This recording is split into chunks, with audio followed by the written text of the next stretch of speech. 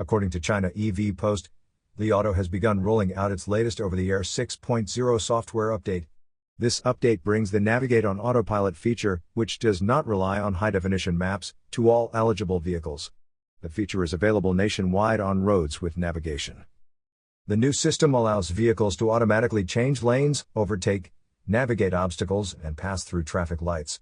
Li Auto's AD Max system, found in higher trim variants, uses two Nvidia Orin X chips with 508 TOPS of computing power.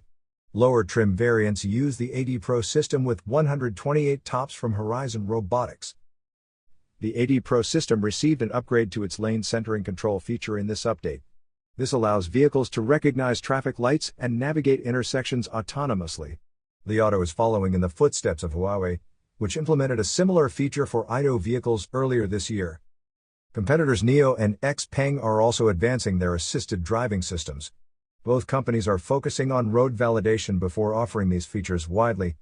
The industry is moving away from high-definition maps due to their high cost and production time. You are listening to Yuan News.